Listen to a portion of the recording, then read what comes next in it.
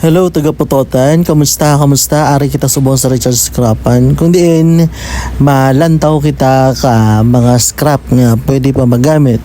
So, unahon natin ang spindle.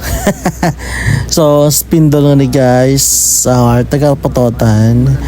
Makita ni siya sa Richard Scrapan. So, may iba-iba ni siya nga klase.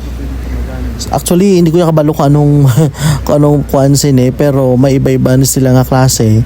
Kung gusto nyo magkanto kag mga kuan pa sila, pwede pa sanda magamit sa inyo nga mga sarakyan or sarakyan.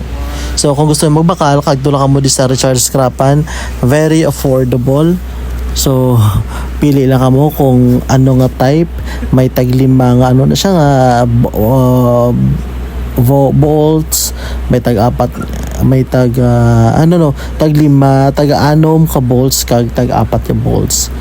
So amo na siya. So marami pa ang iyang performance. So kung baklo niyo di siya, diri lang ni siya sa Richard Scrapan damo sanda. Diri ni siya sa Barangay Batuan, kilid ka Onyok Penuela, kilid ka Batuan Elementary School, sa atubang ka Belas Sari-Sari Store kag Mekaniko Sentro. So amo na siya guys. So damo-damo dira sa Richard Scrapan, wala lata ka balogari ko asasan una siya kay syempre kung sino lang maghapit gibakal. So kamo kung gusto nyo na siya, so kadto na kamo di dayon sa Richard Scrapan kung makita nyo ni nga video. So amo na siya guys, medyo bugat. Hindi lang medyo bugat gid.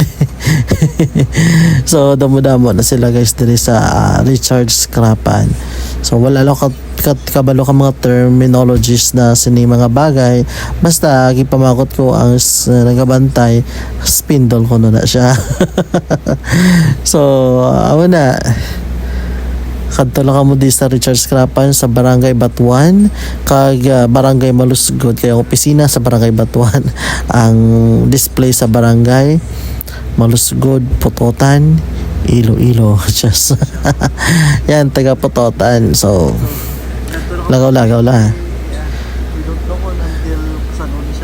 So madamo na sila dire kag mabuot man ang monog bantay, very approachable.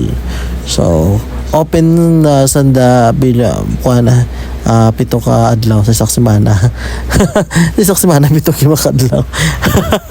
So amo na si taga Putotan. So thank you so much, and please follow us, like us, and share us. Kung gusto niyo. Thank